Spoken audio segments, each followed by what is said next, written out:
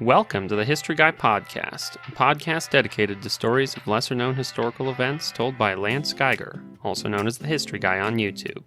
I'm Josh, your host, a writer for the channel and eldest son of the History Guy. We tell all kinds of stories about history, from the modern era to the ancient past, so you never know what we're going to talk about next. One thing you can be sure of, it is history that deserves to be remembered. On today's episode, the History Guy talks about one of the most iconic planes of World War II, the P-38 Lightning. First, he tells the unlikely tale of how such a radical design even made it to production. And then he tells the story of possibly the best pilot to ever fly in one, Richard Ira Bong, ace of aces. Without further ado, let me introduce the History Guy.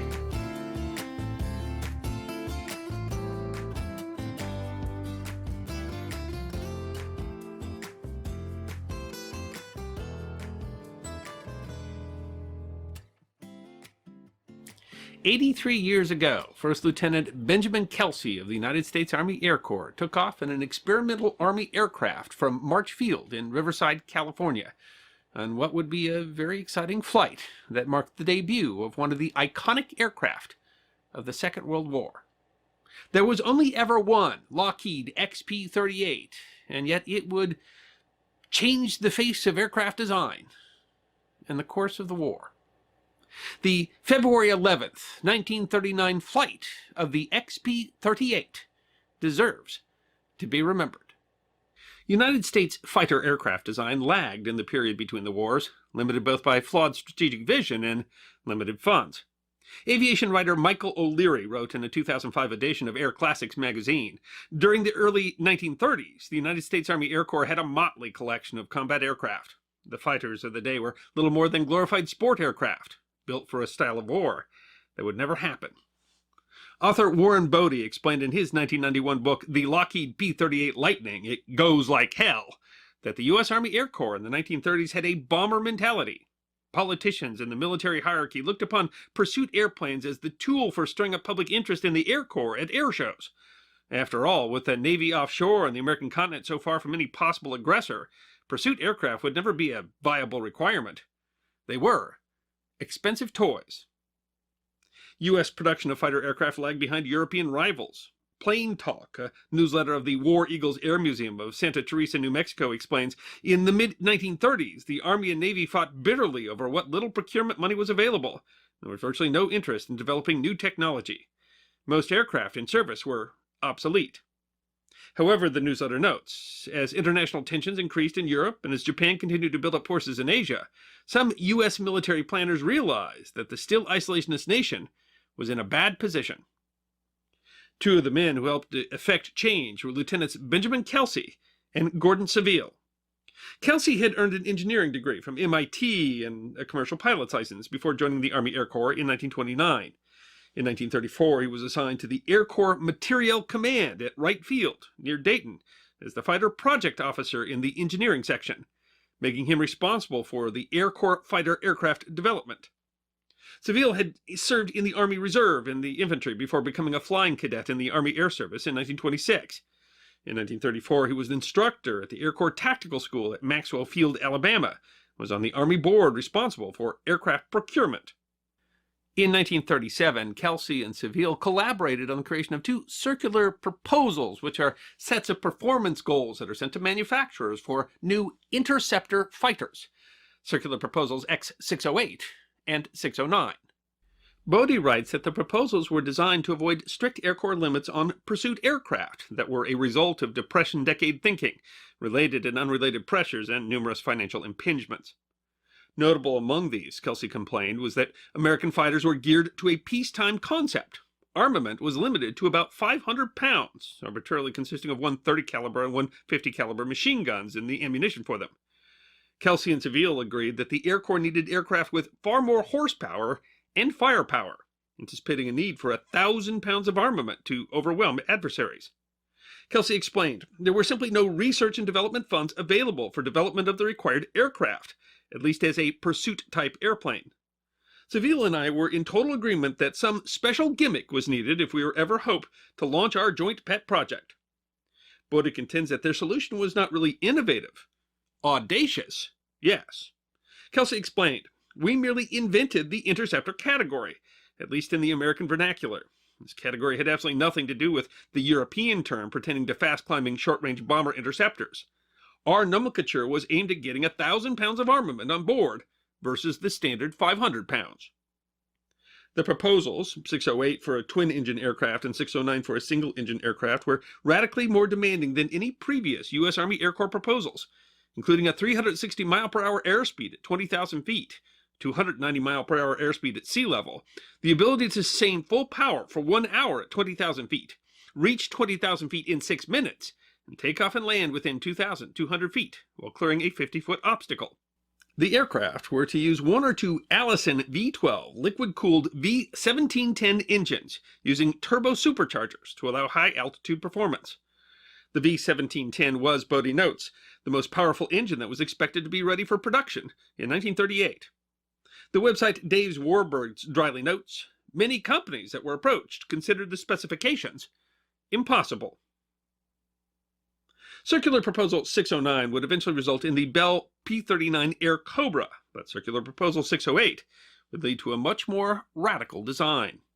At first glance, the Lockheed company seems an unlikely source for a new high-tech, high-performance military aircraft. The company had been formed originally in 1912 by brothers Alan and Malcolm Lockheed, spelled Loughead, although the brothers later changed to the phonetic spelling Lockheed to avoid confusion. The original company had folded in 1920, the victim of the glut of cheap aircraft made available after the end of the Great War. They incorporated again in 1926. While the Lockheed Aircraft Company was moderately successful, the Great Depression devastated the aircraft market and the company went into receivership. A group of investors purchased the company for a mere $40,000 in 1932. The company found success with the Vega and the Model 10 Electra, which gained fame as the model that Amelia Earhart flew on her ill-fated attempt to fly around the world in 1937. Lockheed had nearly missed out to a Bell aircraft design in a previous contract for a heavy fighter and was invited to submit a proposal. But while the Lockheed Model 14 was the basis for the Hudson twin-engine bomber, Lockheed had never produced a combat-type military aircraft. The Aviation History Online Museum writes, Lockheed was new in the military aircraft market, and by competing against Boeing and Douglas, many felt that it was overstepping its boundaries. However, this view wasn't shared by Lockheed's president, Robert E. Gross, and he gave the go-ahead for his design team to proceed with a plan. Lockheed's 50-man design team was led by Chief Engineer Hal Hibbard and included designer Kelly Johnson, who had been instrumental in the design of the Model 10 Electra. The museum continues. Hibbard, Johnson, and their design team would come up with one of the boldest departures from traditional American fighter development. The website Today in Aviation says of the radical design, it was an unusual configuration, with a cockpit and armament in a center nacelle, with two longitudinal booms containing the engines and propellers, turbochargers, radiators, and coolers. The Lightning was equipped with tricycle landing gear. The nose strut retracted from the center nacelle, and the two main gear struts retracted into bays in the booms. Plain Talk explains that Hibbard and Johnson had considered 6 unorthodox airframe configurations, including a pusher prop model and an asymmetrical twin boom design with the cockpit in the left boom, before settling on the classic P-38 layout. The plane was sleek and was the first U.S. fighter design to have all its control surfaces covered in aluminum rather than fabric. The twin boom design offered the pilot a good vantage point, and mounting the armament in the nose was logical, but also offered a special advantage. The Warbird Resource Group explains, clustering all the armament in the nose was unlike most other U.S. aircraft, which use wing-mounted guns with trajectories set to crisscross at one or more points in a convergence zone. Guns mounted in the nose did not suffer from having their useful ranges limited by pattern convergence, meaning good pilots could shoot much further. A Lightning could reliably hit targets at any range up to 1,000 yards, whereas other fighters had to pick a single convergence range between 100 and 250 yards. The Aviation History Online Museum explains it had twice the power and was almost twice the size of its predecessors. It had 4 50-caliber machine guns plus a 20-millimeter cannon, enough firepower to sink a ship, which it sometimes did. In fact, the number of radical design elements might typically have doomed the aircraft in an era when the Army was avoiding radical concepts. The museum argues, in this respect, it was very unusual that the Lightning design progressed beyond the testing stage. Such radical concepts seldom achieved production status. But the simple fact was that the P-38 was needed more than ever.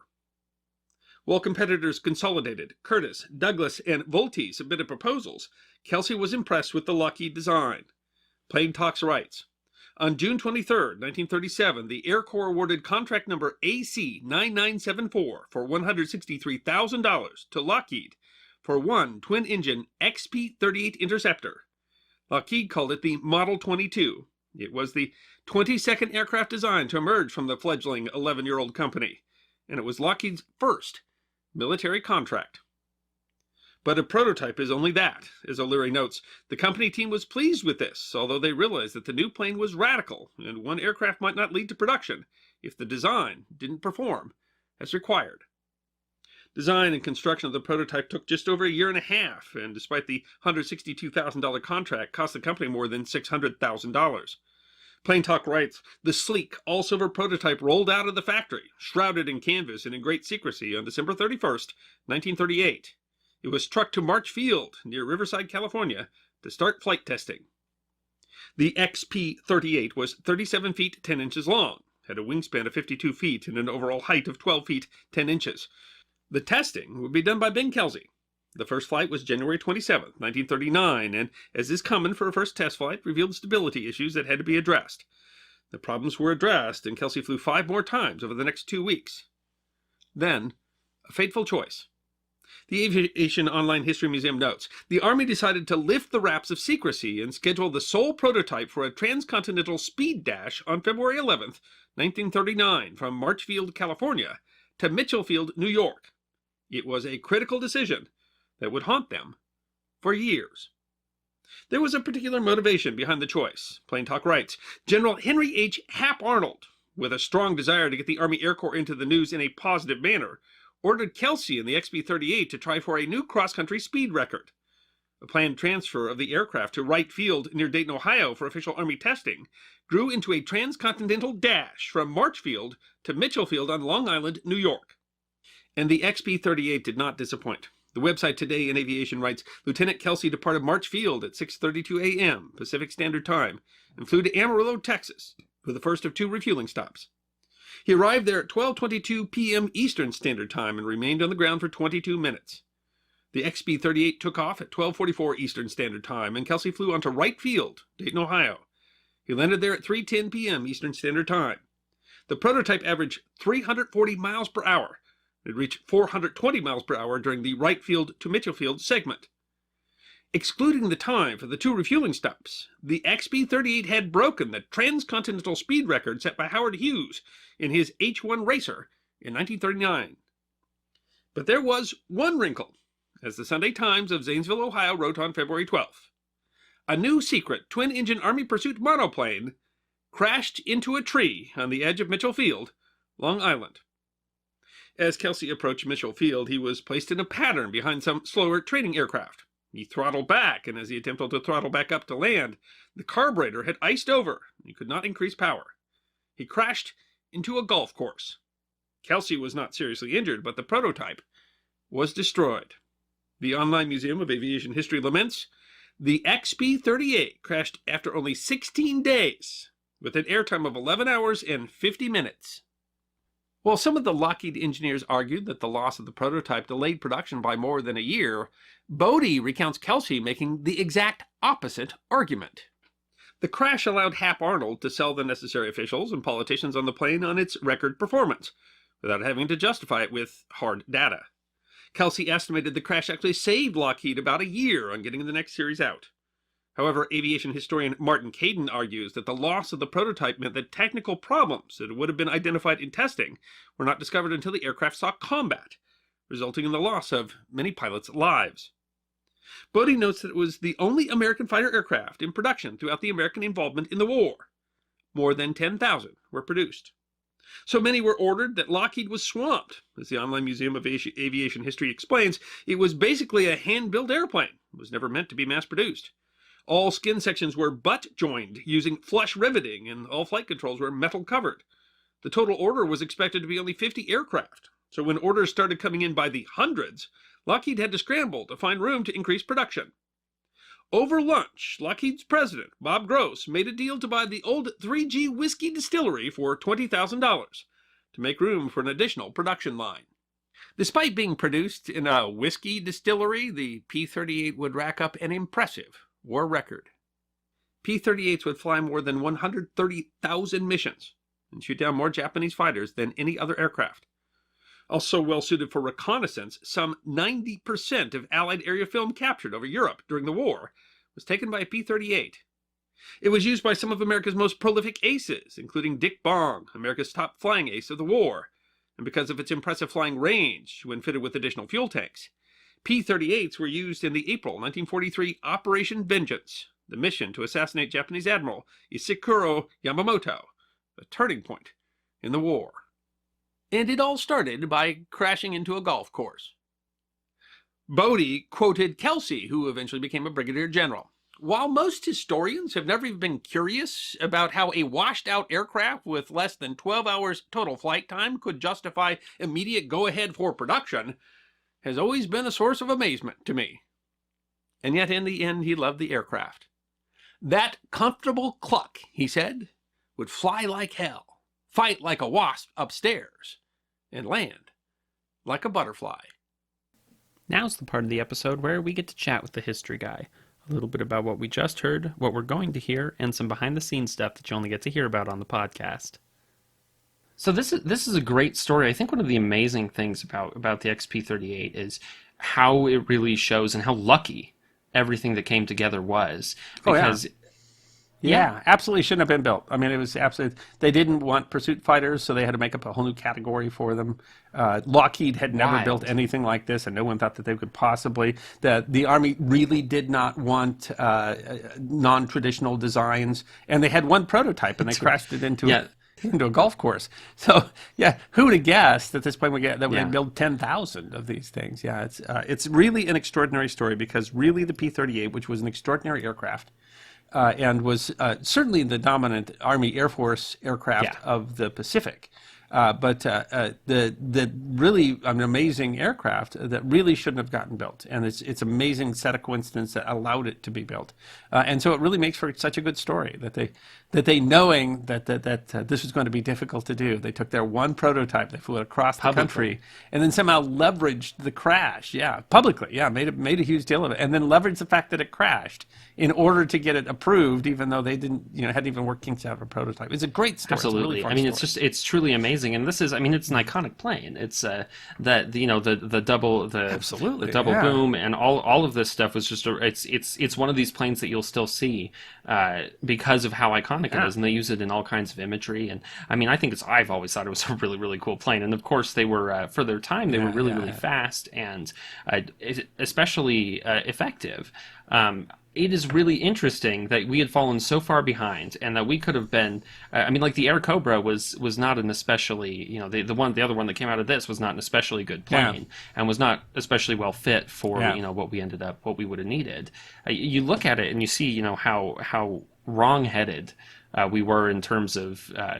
Kind of what we thought the wars would look like and what kind of planes we thought we would need, and ultimately I think what we learned during World War II is that the planes were vital. The Pacific was won with planes. We were definitely behind when the war started. And of course, the Navy had brilliant planes too. And when we talk about the numbers in this, like, the numbers shot down and stuff like that, the Navy, that's for the Army Air Forces. Yes. The Hellcat shot down more than the P-38s did. But for the Army Air Forces, especially with the distances that were involved in the Pacific War, it was an absolutely extraordinary plane. And you see that the most in the mission to kill Yamamoto. But they just allowed you to take off that distance and then be where the Japanese didn't think they could be. And it's a cool plane in so many ways. So fast. It was a very good dive bomber, fighter bomber, which it was not really intended to be. It had enough space in it that it was a fantastic observation plane. Its biggest use really in the European theater was as an observation aircraft. Most of the observation photos were taken by P-38s. They were used as fighter aircraft too, but they're more the Mustangs and the British planes, the Spitfires and stuff. But it's an absolutely extraordinary plane. And when you hear its story. This is not one of those, we know this was going to go from the start sort of thing. It was kind of built out of desperation, and it all comes down to this one flight by this one guy in the one airplane that they had, and it changed history. And that's the fun part of being the history guy, is a story like this story. This was a story essentially forgotten. This is the kind of thing that who would know this, and yet it truly was just almost an accident that everything came together the way it did, and there were so many different places where it could have failed. A passion project by two guys. Two guys who clearly had a very had a better vision ultimately, and I mean at the time I guess we couldn't have. The Army Air Forces right? did, yeah. And to some extent they couldn't have known that until that hindsight. Now we're able to say, oh dang, I'm really glad they were there to have that vision. Well, they had no money for pursuit fighters, so they just made up a whole new category and said, oh, it's an interceptor. That's it. I mean that's really it's honestly it's funny that they did that, and honestly that they got away with it. That this was utterly gamed the system, and it ends up with the P-38 Lightning, which is this brilliant and such original aircraft. And the Germans were very much into non-traditional designs and non-standard designs and things like that. But it's amazing to see the Americans doing that, because it's our airframes, aside from that, I mean, whatever you want to say about the Hellcat, it's a bigger version of the Wildcat. Yeah, right? we moved from the Wildcat to the Hellcat, and then even to the Bearcat. These were all... our designs were really quite standard, and then along comes the P-38, which is this completely unique craft. Absolutely. I mean, you just look at it, it's different. She's a beauty. They're just beautiful planes, and there's just almost nothing like it before or after that quite looked like that and did what that did. But of course, once we moved to jet aircraft, I think everything kind of changed after that near how you build a plane. It did, though. I mean, that was, as a matter of fact, it's an interesting transition for that, because some of the things that we learned about jet aircraft, we learned because of that issue when the P-38 was diving, it would actually get to transonic speeds, and then that's where they found that the instability and they solved some of those problems of transonic speeds with the P-38. So it really was, in many ways, a transition point between radial aircraft and jet aircraft. And partly because of the mere power of those two engines. So it certainly wasn't the only two-engine heavy fighter of the war, but I mean it was almost as light as a one-engine fighter with the power of a two-engine fighter, and the pilots just love the things. Absolutely. Well, and we'll talk about one of those pilots. You mentioned him here, Dick Bong, but we'll talk about him. Greatest ace of the Army Air Force, the war. Absolutely, an incredible story there too. He made incredible use of that aircraft. Yeah, and this was the fact. One of the things that he's able to make use of. You talk about in this one is that the way they did the machine gun is that he had much greater range than most other planes that that he could have possibly been flying. Yeah, had a greater range on that. He had all those cannons in the nose of that thing. It actually was pretty. And you didn't have to, as opposed to the other most of our other fighters, you weren't shooting out of the wings and having to have a point where the bullets cross. It was all shooting out of the nose, which it made for an aircraft that had a greater range if you were a good shot. Of course, Dick Bong always said he wasn't a good shot, but those things would just throw out a lot of lead, and so that'll. Well, and that was partially they were able to accomplish that to some extent because of the unique design that it came out of the nose. And had the extra power and the so it's it's strange, and it's funny because this is nacelles before Star Trek, so it really is. We'll see a little bit of the Enterprise in the design of the P-38. It's such a cool looking plane. I mean, there's no way around that. And partially because of just how unique it was. It's interesting to me, the XP-38, the one that they build of the prototype, it looks really very, very similar to the final design. Sometimes it does, but it looks almost like like one of those Howard Hughes racing planes. Everything was hand built, and from formed aluminum and counter screwed aluminum and stuff like that. And so it certainly looks experimental. Yes. But you look at it, you have no question it's a P-38, but it looks like it's designed as a racing plane, not as a fighter plane. Yeah. And you can see Lockheed in there. You can see some of the version of the Electra in the frame, the shape, that sort of thing. Not obviously the two boom design and stuff like that, but when you look at the body of it, you can certainly kind of see the descent of the Electra in there. But it's awesome because Lockheed, who knew, by the way, that Lockheed wasn't spelled that way. They changed the spelling to be more common. But Lockheed had never built anything like that, and this was truly unique, truly just not like what we would have built, what we usually built, what we would have thought to build, by who wouldn't have built it, and everything about that plane was so much more unique. I think there's a lot of people that are huge fans of the P-38 because of its performance and because of its design, who probably had no idea of how strange and what a fantastic coincidence it was that plane came into being, because it really, in no other era would it. I mean, when you crash your one prototype, that's usually not a good sign. Well, because you usually don't have money to build a second one. Well, yeah, I mean, that's usually a sign that it's not worth to get the second one, right? Yeah. So, I mean, because the F-14, which was another amazing plane, the original 5 were hand screwed together, because they had such a tight frame to build them.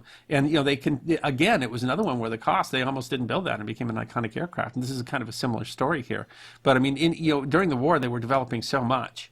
That it's extraordinary that they didn't just throw this project aside and go on to something else. Because it looked the best weird. Maybe we would have had was the Air Cobra or whatever. Yeah. Because it looked weird and the plane wrecked. And it's hard to know. There were some teething issues because it was put together very quickly, and so it did have some pilots died because of that transonic issue that they would have in a dive and things like that. But it still turned out to be we built 10,000. 10,000. Well, I think you mentioned that it's the only plane or one of the only planes that we continually produced throughout the whole war. And we transferred. I think what we say in the episode is it's the only fighter plane that we built through the entire war. And actually, some people kind of argue whenever you say something like that. Some people kind of argue with that. But I think they're really talking about the Wildcat was actually made through the the entire existence of the war. Obviously, still building Wildcats in used at the beginning war. Yeah, we would say for some reason. But again, I mean, I think some of the stats in there are really talking about Army Air Force planes and not necessarily talking about the Navy planes. But I mean. That we were building that before the war, and we were still building it after the war, and it was still a top. I mean, it hadn't been relegated to a second round. That we were just building for secondary fronts or something like that. I mean, it was still a top end fighter when the war ended.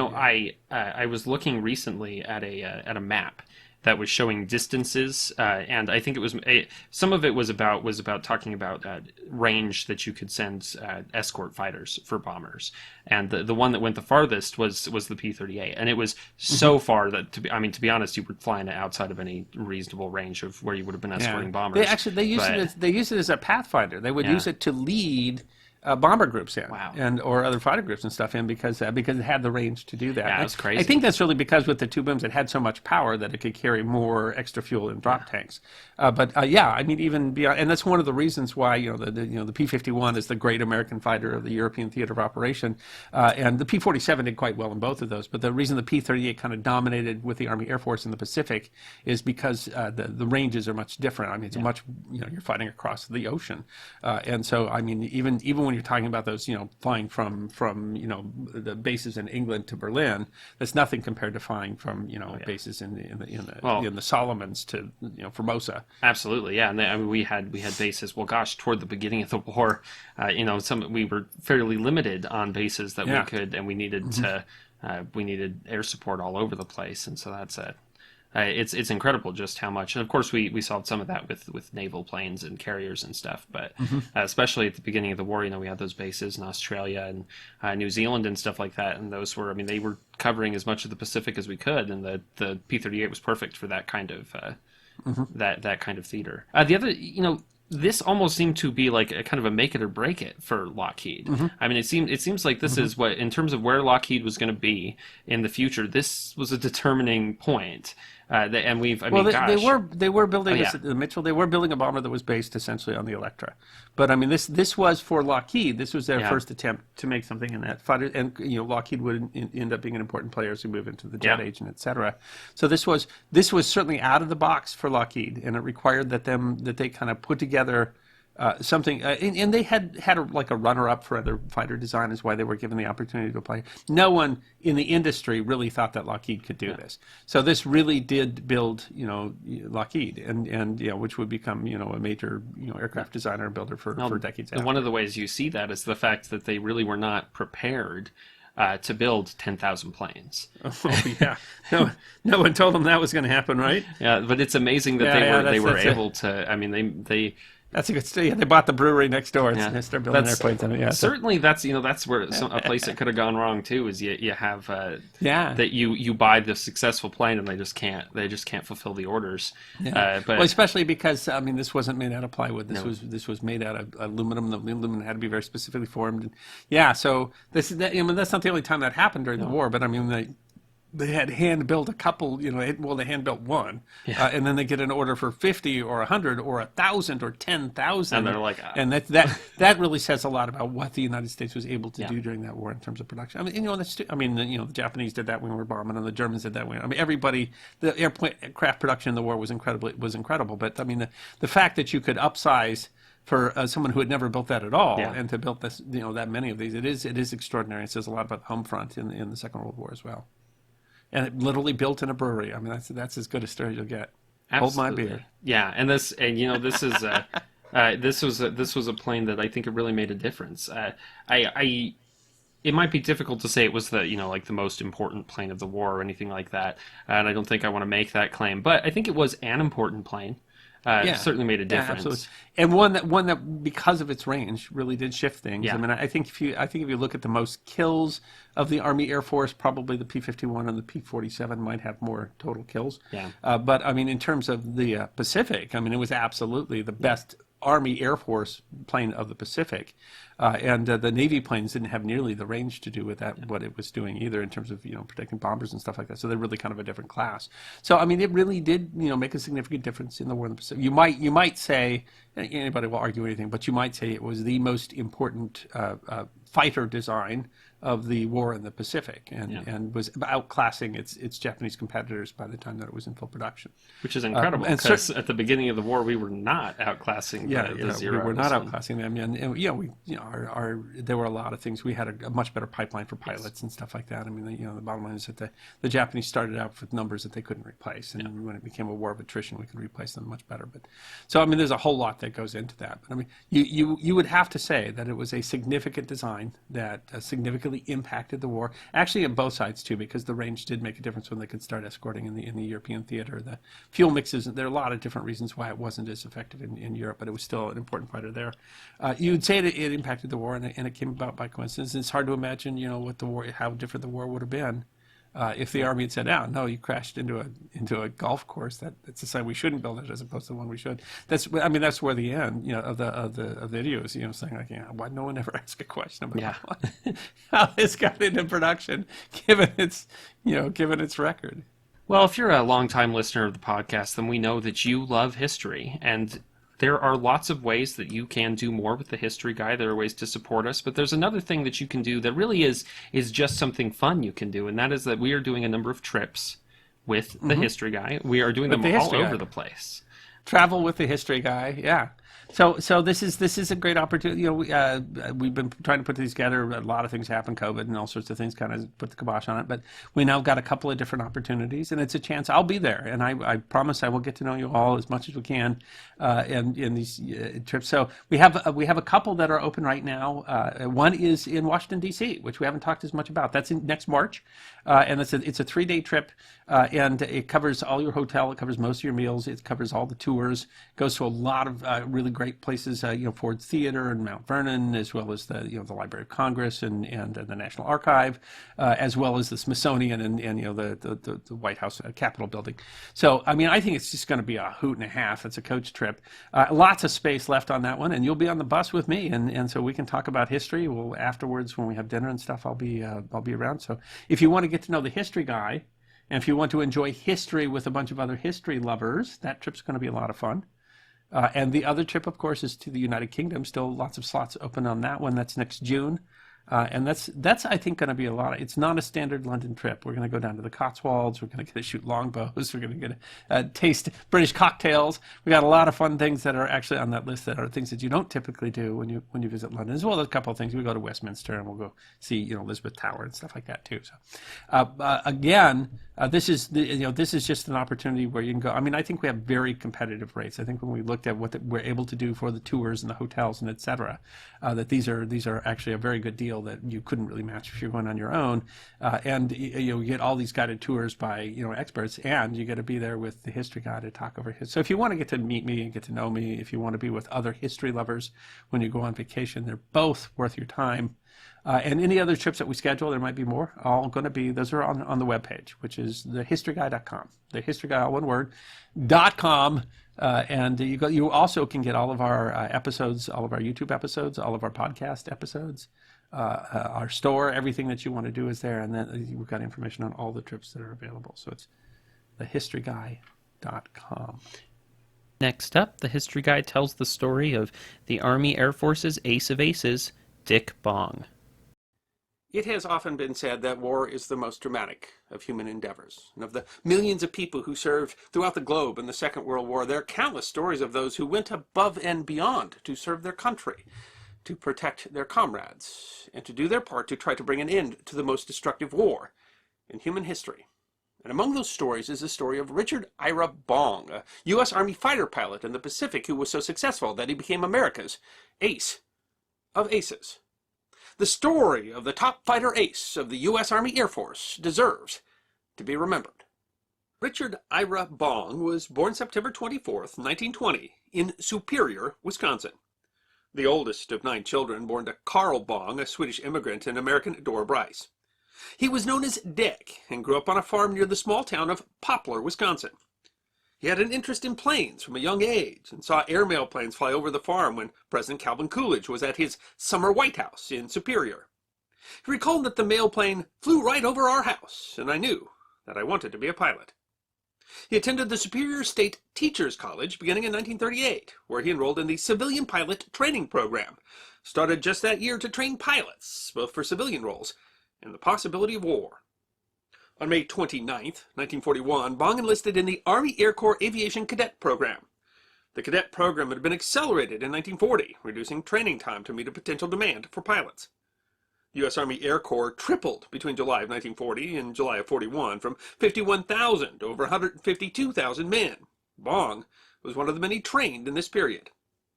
He was trained at Tulare and Gardner Fields in California, as well as Luke Fields in Arizona. He trained in a BT-13 and later in an AT-6 Texan. His gunnery instructor in Arizona was Barry Goldwater, later a senator and presidential nominee, who said that Bong was a very bright student and was already showing his talent as a pilot. Bong earned his pilot wings and was commissioned a second lieutenant in the Army Air Force Reserves on January 9, 1942, just a month after the Japanese attack on Pearl Harbor. Bong was kept at Luke Field for several months, where he worked as a gunnery instructor until he was transferred to Hamilton Field near San Francisco, where he trained to fly the Lockheed P-38 Lightning. The P-38 was designed in response to a 1937 specification for the U.S. Army Air Corps seeking a twin-engined interceptor having the tactical mission of interception and attack of hostile aircraft at high altitude. The P-38 was the first American military plane to reach speeds over 400 miles per hour in level flight. It would become a staple of American forces, especially in the Pacific, where it was the primary long-range fighter for most of the war. According to General George Kenney, the P-38 had twice the range of any other fighter in the Air Force. These are lethal weapons. Their one purpose, the sole reason for their existence, is to knock enemy planes out of the sky. A number of stories have come out of Bong's time at Hamilton. On June 12, 1942, he was cited for buzzing the house of a pilot who had just gotten married. The same day, several other pilots were cited for flying a loop around the center span of the Golden Gate Bridge. Bong has often been accused of looping the bridge, though he always denied it later. However, he did apparently fly low down Market Street in San Francisco, so low that he knocked some laundry off a line and waved at people in the lower floors of some of the buildings. General George Kenney, commander of the 4th Air Force, remembers dressing Bong down for the stunt, saying, "Now, I don't need to tell you again how serious this matter is. If you didn't want to fly down Market Street, I wouldn't want you in my Air Force, but you're not to do it anymore. And I mean what I say." Kenney made Bong help the woman with her laundry. Douglas MacArthur, Supreme Allied Commander of the Southwest Pacific Area, chose Kenney over General James Doolittle to command the 5th Air Force, who were flying out of Australia. Bong was handpicked by Kenney as one of 50 P-38 pilots brought to Australia in September. Bong was assigned to the 9th Fighter Squadron of the 49th Fighter Group, nicknamed the Flying Knights. Although he served briefly with the 35th Fighter Group in New Guinea, waiting for P-38s to be delivered to the 49th. The situation at the time was serious, with American units low on supplies, spare parts, and planes. "We never seemed to have more than 2 or 3 days' supply of gasoline, ammunition, and bombs on hand," General Kenney remembered. In a P-38, he and several others engaged a larger force of Japanese planes near Buna, New Guinea on December 27, 1942. Bong scored his first aerial victory here, shooting down 2 Japanese planes himself. He was awarded the Silver Star for the action. On January 7th, his squadron attacked a convoy bringing reinforcements to New Guinea, and he shot down 2 more planes. The very next day, he was escorting a bomber formation when he and 7 accompanying pilots attacked approximately 20 enemy fighters. The citation for his Distinguished Flying Cross said that Lieutenant Bong shot down an enemy aircraft with a long burst at a distance of 200 yards. A difficult shot, and already his 5th confirmed kill. Lieutenant Dick Bong had become a fighter ace not 2 weeks after his first engagement. Meanwhile, actions in the Southwest Pacific Theater were continuing at speed as the Allies took the initiative and went on the offensive. By February 9th, the last Japanese had withdrawn from Guadalcanal, and Allied troops were engaging in the arduous campaign to retake New Guinea. Bong participated in the Battle of the Bismarck Sea, where American planes attacked transports and destroyers carrying nearly 7,000 reinforcements to New Guinea. He shot down a Mitsubishi A6M-0, known as a formidable fighter aircraft, in the combat, and 8 transports were destroyed in a significant defeat for the Japanese and a major propaganda victory for the Army Air Force. Said General MacArthur, "We have achieved a victory of such completeness as to assume the proportions of a major disaster to the enemy." By April, he shot down 5 more planes, becoming a double ace, and was promoted to first lieutenant. On July 26, leading a flight of 10 P-38s over New Guinea, he spotted a formation of 20 Japanese planes. He led 3 attacks on the formation, shooting down 2 of the aircraft himself. When 15 more Japanese planes arrived, Bong, disregarding the greatly superior numbers of the enemy, attacked the new planes, taking down another 2 himself. In all, outnumbered 3-1, Bong's team shot down 11 planes without a loss, Bong himself taking 4. He was awarded the Distinguished Service Cross for the action. First Lieutenant Bong's unquestionable valor in aero combat is in keeping with the highest traditions of the military service, the citation reads. In August, he was promoted again to captain. An engagement later that year nearly cost him his life. According to General Kinney, Bong saw a Japanese fighter chasing down an injured P-38, which was flying towards a nearby cloud bank for cover. Bong turned off one of his engines and drew the attention of the enemy. Once the other plane was clear, he flipped his engine back on and outraced the Japanese pilot back to base. Unfortunately, on his return, he noticed that the plane was damaged worse than he thought.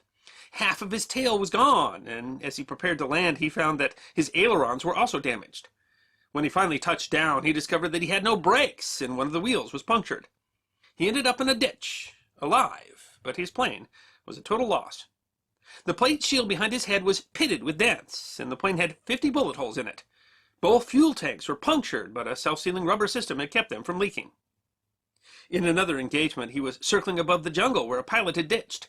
Below him, soldiers had gotten in a rubber boat to cross a lake to get to the pilot, and Bong sighted a crocodile following them. He dipped low to the water, sighted, and blasted the encroaching crocodile with a 20mm round. Captain Bong was granted leave stateside when he reached 21 confirmed kills. He was able to spend the holidays in 1943 at home in Wisconsin, where he met Marjorie Vattendahl and began dating her. He also participated in a ship launching, where the Welderettes named him their #1 pinup boy. When asked how he was so good at what he did, he modestly answered, "Oh, I'm just lucky, I guess. A lot of Japanese happen to get in my way. I keep shooting plenty of lead, and finally some of them get hit." When he returned to the Pacific in 1944, he christened his plane Marge, and had his girl's face painted on the nose.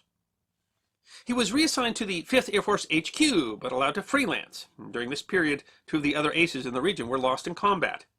Neil Kirby, with 22 victories, was shot down on March 5th. Thomas Lynch, a lieutenant colonel with 20 kills, was flying with Captain Bong on March 8th when they spotted and strafed a barge. On the second pass, Lynch was hit, and his plane exploded before he could ditch. Lynch bailed out, but he was too close to the ground for his parachute to deploy. Bong stayed in the area long enough to confirm that he hadn't survived. The deaths of the other aces made an impact back in the States. Kenny received a radio communication that expressed concern over the high loss rate of pilots who shot down many enemy aircraft. A case in point is Captain Bong. The radio wondered if the captain shouldn't be sent home for a time for his own safety. Bong had, on April 12th, been credited with 3 more victories, which brought his total to 28, officially beating Eddie Rickenbacker's 26 during World War I. Kenny made Bong a major and took the chance to send him home.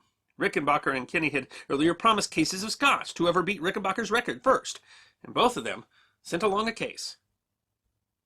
For 3 months, he was on leave in the United States, doing publicity tours, urging civilians to buy bonds and generally supporting the war effort. In addition to his tours, he had requested to take a gunnery course. By his own admission, he wasn't a good shot and got his victories by flying as close as possible to his target, so he'd be sure to hit them. When he got back, he was put in charge of gunnery training and told not to engage except in self-defense.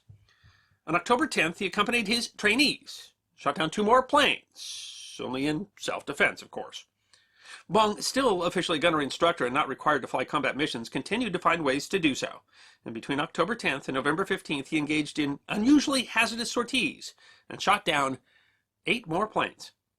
He was recommended for and received the Medal of Honor for conspicuous gallantry and intrepidity above and beyond the call of duty. MacArthur gave it to him personally with a short congratulations.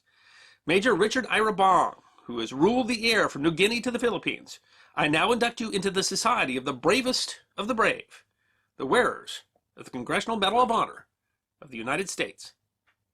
By December 17th, Bong got his 40th victory, and Kenney ordered him home. In fact, Kenney was convinced that Bong actually had many more victories than that. Stories abounded that he had given away kills to wingmen when he had really done the shooting. He had flown 146 combat missions and had 400 hours of combat time. Richard Ira Bong married Marjorie Battendall on February 10th, 1945. He participated in war bond drives and PR activities, and having already given so much in the service of his country, took on one of the most dangerous jobs a nation could ask, becoming a test pilot for Lockheed, testing their new P-38 Shooting Star jet. The P-80 testing program had proven extremely dangerous, and veteran test pilot Milo Burcham had died in a crash of the 3rd production prototype in October 1944. On August 6, 1945, Bong took off in his 12th flight in the plane. A Lockheed service mechanic later reported, "We knew something was wrong when we saw a puff of black smoke come out just as he leveled off in flight. Within 4 minutes of takeoff, the plane exploded just some 50 feet off the ground over North Hollywood. A witness quoted in the Los Angeles Times saw Bong eject from the plane, but he was too low for his parachute to open, and he was caught in the explosion." America's ace of aces died the same day the first atomic bomb was detonated over Hiroshima. His death shared front-page news with the first reports. General Kenney wrote that we not only loved him, we boasted about him. We were proud of him. That's why we each of us got a lump in our throats when we read that telegram about his death. His country and the Air Force must never forget their #1 fighter pilot.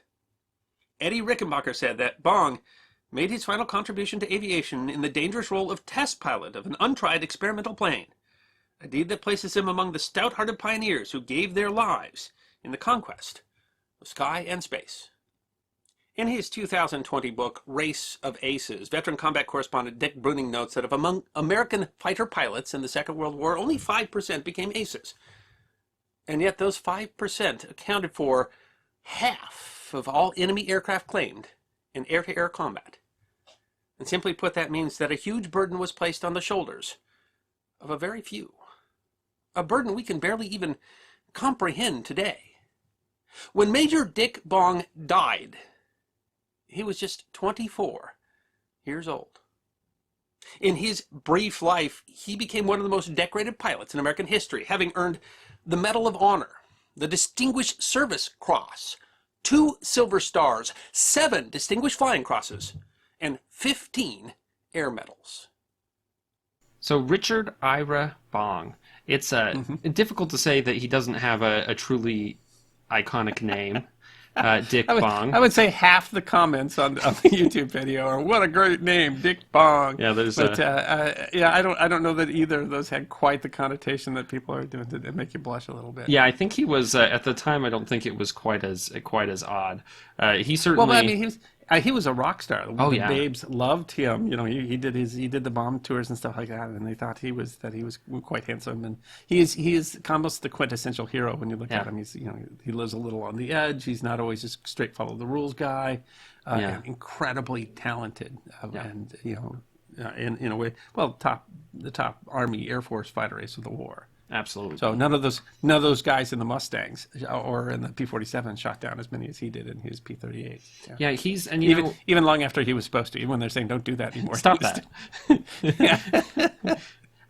He's the whole story. I mean, him is, when he's getting in training and he's buzzing the house of the guy who gets married, and Major, or the general is like, I wouldn't want you in my army if you didn't want to fly down Market Street, but don't do that. I mean it.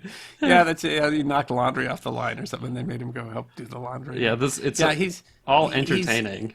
He's there's a lot of pilots like that. I mean, I was just reading one the other day about a guy who took his B-47 under a bridge in Minneapolis. Yeah. And I mean, you're not supposed to do that. And it was the Mackinac Bridge, right? So that's in Michigan, is that right? But and they said, "Oh, that's awesome. You're a great pilot. You can't fly anymore." So you're done.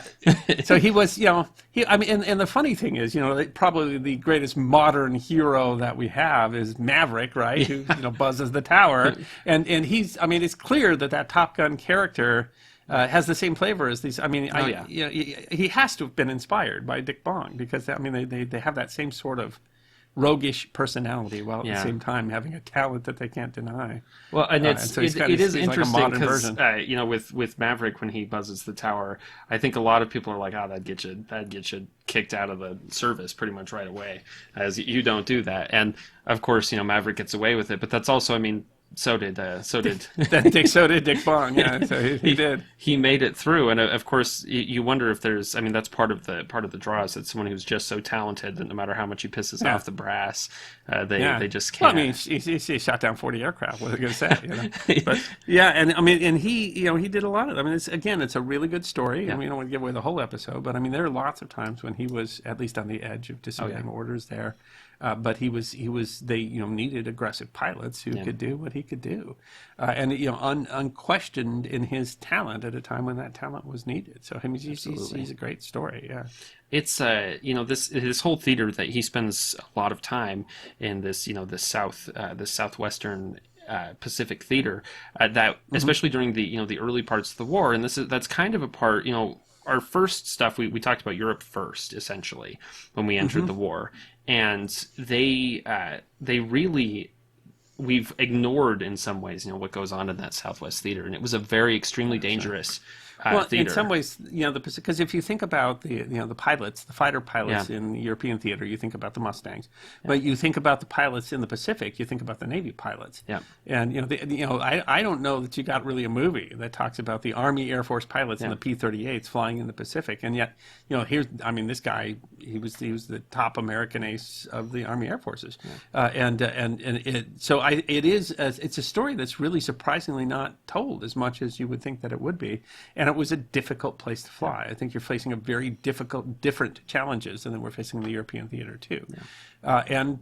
He's a lot of those stories. I mean, they're coming in wildly outnumbered. Yeah, I mean, they were extremely. He's in the middle of dogfights where they're 5-1, which is they have us surrounded, they can't escape. Well, and they were talking about the difficulties of making sure that they had enough planes, and that they were keeping these planes supplied. And that's right, because Europe first, it's like we didn't have enough gas, we didn't have enough bullets, we didn't have ammunition. It was a bit of a thankless theater during that, during those early parts, and of course. It takes a while for the U.S. to turn around and start really pouring resources into the Pacific, but we were always doing something. I mean, we were moving into the Pacific even when we were focusing on Operation Torch and stuff like that. But this Dick Bong was they were there. They were in the shoestring era of the Pacific. When they were definitely. An afterthought compared to what we were doing in Europe. The other thing it tells me is just how dangerous it is. I mean, in that it was very rare. I mean, these aces, they were up in the air so much that eventually their number would come up, and so it was extraordinary. That he makes it where he makes it, and I mean, and then. Of course, the way that he dies is exactly how you'd expect, Dick Bong. Absolute tragedy. Especially because he doesn't end up actually seeing the end of the war, even though he was literally, they pulled him out of combat. That's a real tragedy. Same way that George Welsh died too. I mean, they take those best pilots and then they put them in experimental aircraft, and that's what happens. They want to fly. As we saw with Dick Bong, they try to get him to do training and flight training and stuff like that, and he keeps somehow finding his way into shooting. You're only allowed to shoot in defense, and he gets another two aircraft. He's really. I mean, I can't say I didn't know him personally, But when you read all this stuff about him, I mean, he seems to have been a very humble guy. He certainly he doesn't act like he was as talented as he was, as he must have been. Because you ask him, he's like, I don't know, I just shoot a lot at the planes and eventually they go down. I'm like, They always insisted he wasn't a very good shot. Well, I mean, he had to be doing pretty well. The story where he shoots the crocodile, I'm like, that's a hard target. So I mean, if you did actually hit a crocodile with a chain, that's I used to bullseye womp rats with my 216. I was like, I was just doing that for fun, and he might have been a better shot. Much bigger than 2 meters. He might have been a better shot than he was ever willing to say exactly. Yeah, it does. I mean, it's hard to say because I mean, when you take those guys off, you send them on war bond tours and stuff like that. But I mean, yes, by all accounts, he was very well liked and he was very modest. And they always suggested that he was actually, as opposed to trying to get credit for all the kills, that he was often giving up credit for kills that might have been his. Yeah, there's always some controversy. I mean, if you read into him, there are some people who want to say that he was trying to take credit for. But when you really look at the stories, it seems like there's many more instances where there are pilots, that were flying with him who said, I don't think I deserved that kill that he's giving me credit for, which. It certainly seems to imply that he probably had more kills than he was officially credited for, and that maybe that wasn't really all that important to him to be, the top. Well, his medal list, which I mean, that's always been.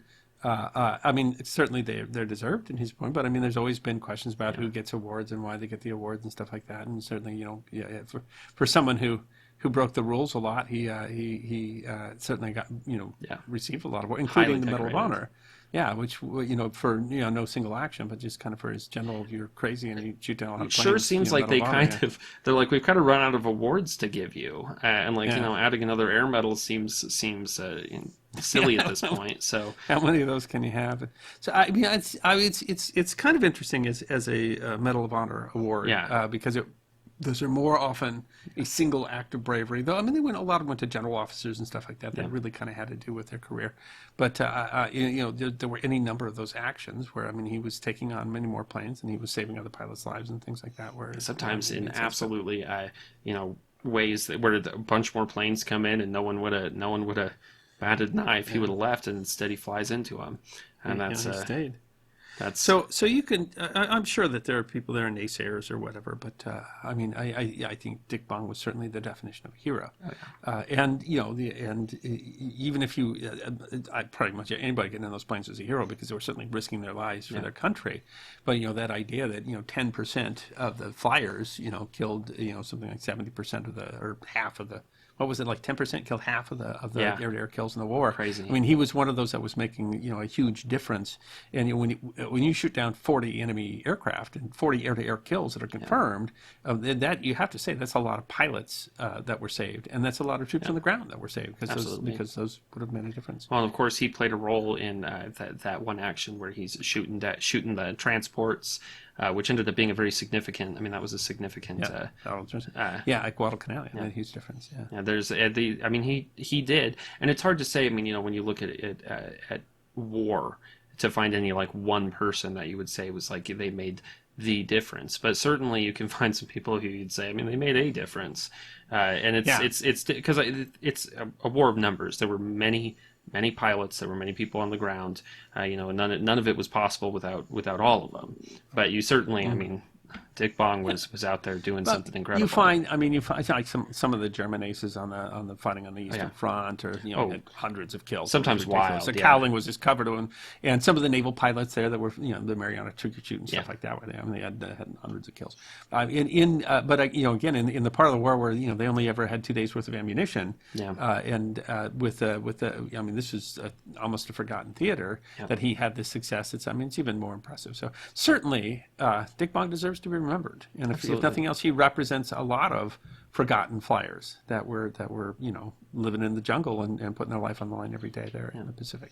There is something that whenever we get these aces that are so successful, it's interesting. We try to bring them back to the States, and I guess the idea is that they can only, no matter who you are, you can only be in the air so long. I mean, the other aces that were close to where to the number of kills that he had, a lot of them Yeah, ended up eventually. dying just short of Yeah. that. I mean, there's simply, a lot of lead flying. There's a lot of luck involved, and the more you fly, the more chance that something's going to get to you.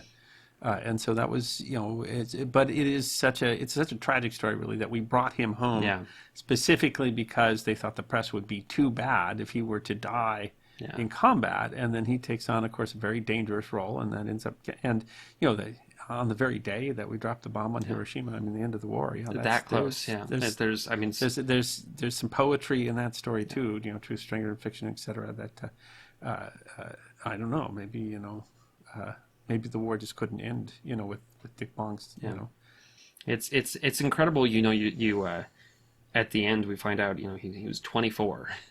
And that's younger than I am. That's you hear that whole story. He's a major. He's done all this stuff, and he's 24 years old. He's way younger. By the time I was 24, I hadn't shot down a single Japanese fighter. Not even one. But he was so willing to. I mean, you couldn't have. I don't think that he was. As long as the war was going, I don't think he wanted to not be doing anything. Although you see a lot of these guys, they come home and even after the war, they want to do dangerous test flying and stuff like that. They want to be on the edge of aircraft technology, and it's an extremely and in dangerous. some ways that's a bigger contribution than what's going on in war, because it really is advancing the technology, and it's another way. I mean, the way that he died was also heroic, because those are people that put their lives on the line for technological advancement that makes a difference. And they were always, extremely dangerous. I mean, there's lots and lots of test pilots. He's just an extraordinary story. You don't want to say the war hinges on one person, of course not, and you don't want to say that one person, no matter how heroic, is more important than others. But on the other hand, there's heroism that simply deserves to be remembered. And he's definitely on that list.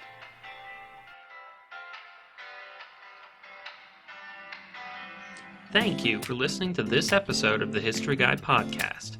We hope you enjoyed this episode of Forgotten History, and if you did, you can find more on our website, thehistoryguy.com.